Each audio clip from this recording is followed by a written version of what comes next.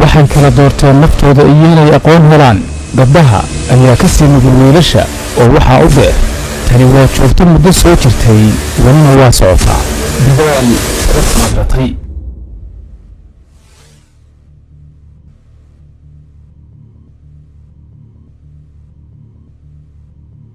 hadda anu intaan deganahay meeshaan oo aan shaqadana ka hayay qaybna aan deganaa qaybna shaqada ka hayay ilaa 8 sano waa socotay hawshaan waa shantii iyo barkii aroornimo waxaan u soo karlahay gudashada mid ka mid ah shaqooyinkaygii caadiga ahaa waxaan marayaa laamiga u dhaxeeya Bacaadweyn iyo deegaanka Margaaga kuwani waa arday u soo jarmaaday waxbarashadooda oo caawin gaadid u baahan waxaan sii qaaday intii aan awooday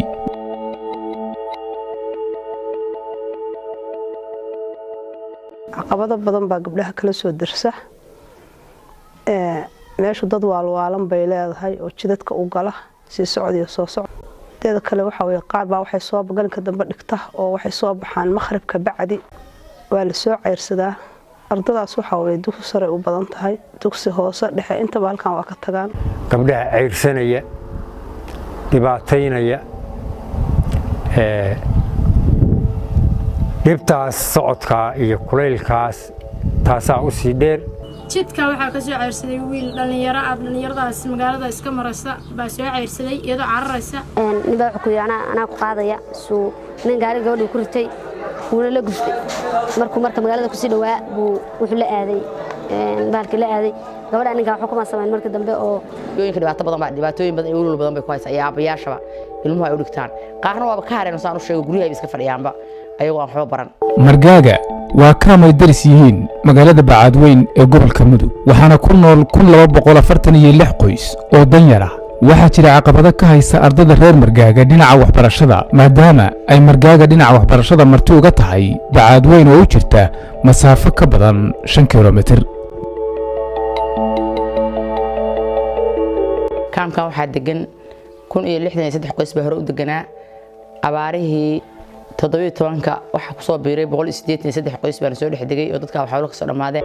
baahida waxbarasho iyo ka cararka diifta jahliga ayaa waalidiinta Margaaga ku kaliftay inay caruurtooda ula bareeraan khatar badan oo dhinaca amniga ah gaar ahaan ardayda gabdhaha 6 kiiloomitir ayay lugtooda maalaan waliba iyadoo ay mararka qaar jidka kula kulmaan khataro nafsi oo isku dayo kufsi ay ka mid yihiin waa dhul iska hawdka baadiyahaas oo kala qaarna hawdkaas iska dhex qaadaan qarlaamiga hadii markaa ay maraan qaar waaba ka carar waxay yiraahdaan ama gawaaridi waxa gabdhuhu leen ku qaataa hadii duurkaas iska xulaan oo dhex lugeeyaan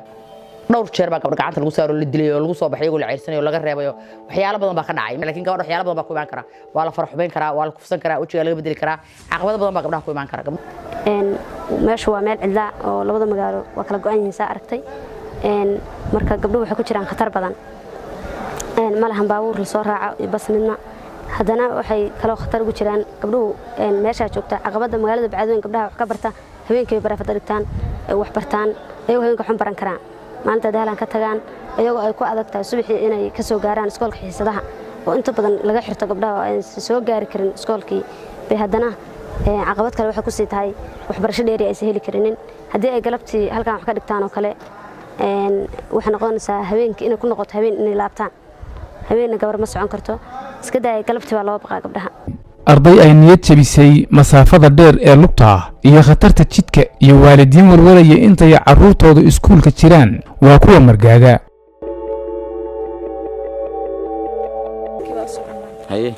magaalada Bacaadweyn way naga fogtahay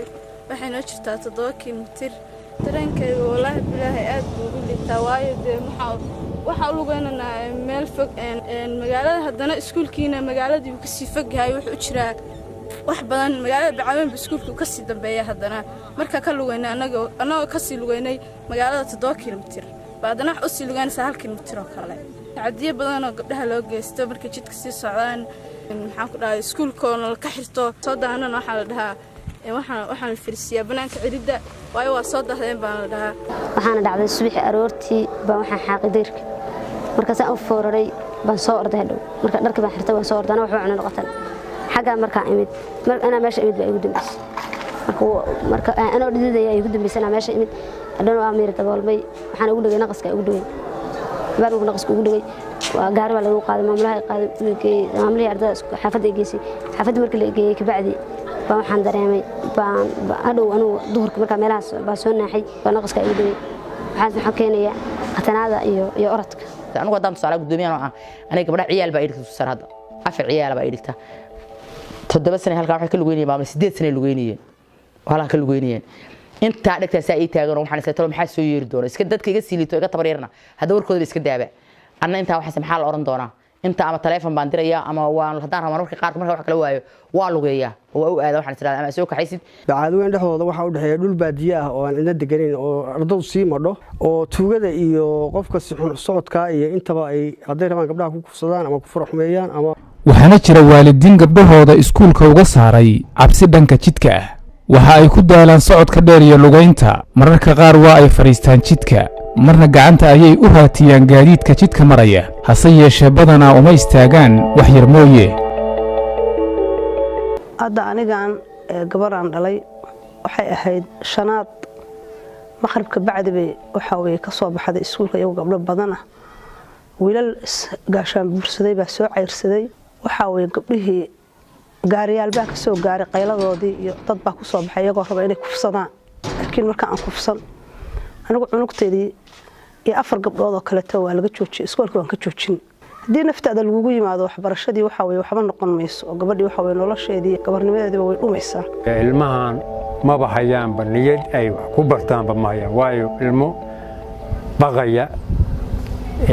marna dhalan dhool gabar baa ii dhigan jiray goortaan meeshaan dhibteedii aan u adkaysan waayay waa tan wax kama barato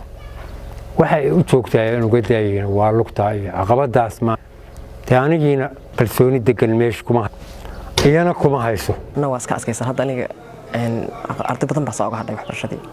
oo hadda wadankooda iska galay iska shaqaysta meelaha iska galay ardaygu uma adkaysan karo maarta dhowr haduu soo lugeeyo meesha ku dhibsanaya maamulka dugsiga sare ee Bacaadweyn oo halka ay ardaydu waxbarashada u tagayaan waxa uu qabaa in sababta ay ardada margaaga imtixaanka uga hoos maraan kuwa kale ay tahay walwalka ka haysta fogaanta deegaanka iyo dheeraanta jidka oo waliba waxay ardaydaas marar badan ka daahan xiisadaha qaarkood maadaama aysan isku mar imaan karin kuwa gudaha Bacaadweyn ka yimaada ardada caqabadaha soo wajaha waxa kamid ah in waxa way ay ka soo gaari waayaan iskuulka ay soo gaari waayaan in badan oo kamid ah markay meesha ay soo gaari waayaan waliba xilliga kulaylaha ay soo gaari waayaan inay waxbarashada dhan ay joojiyaan oo waxbarashada ay darab oo ka noqdaan intaasoo kiis baa xalinaa oo ardada halka ka imaanaysa magaalada meesha ka baxsan oo margaaga ka imaanaysa problemaana badan oo soo wajaha ayaan xalinaa meeshaas margaaga la dhaho waa meel iska tuula ah kaamam ah oo dadka jooga dad awalba iska danyar ah dadka xooluhu ka dhamaadeen abaaru soo barakiciyeen ah inta badanna waxa way ardadooda ay ku dhigtaan iskuulka free ay ku dhigtaan ama dad kale ay si kala u caawiyaan oo orod badan inta soo galay oo daalayay marka uu meeshan yimaado ama uu markuu arko iskoolka oo laga xirtay asaagi kalena xisada ay dhiganayaan inuu moral jawo isdhaho adiga hadaan deganaan lahayn meeshaas halkan inta subaxaad soo qoraato hooyada soo dirsan lahayd iyo kaasi adigu waa kala dugnaan lahaydeen wasaaradda waxbarashada waa kala hadalay wasaaradda arrimaha gudaha waa kala hadlay waa geyn cabashada inta waa geyn laakiin kulli wax hadda laga qabtay oo tilaabo laga qaaday ma hayno oo jawaab laga bixiyay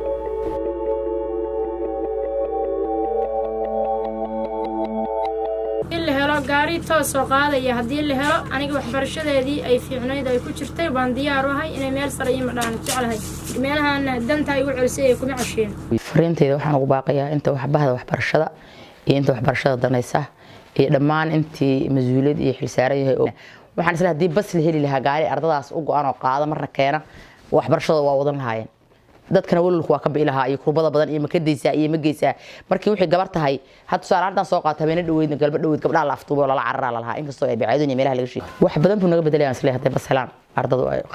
waxaan aad u codsan lahayn inaan bas gaari bas oo ardadaas ka caawiya xagga magaranaysa lugta ka caawiya oo go'an baag baqaada in waxa weyn uu ka caawiyo waxay wajihan caqabad joogta oo reer margaaga ka dhigi karta kuwa waxbarashada ka ooman haddii aysan degdeg u helin xaltaas ka duwan carruurta margaaga ma quusan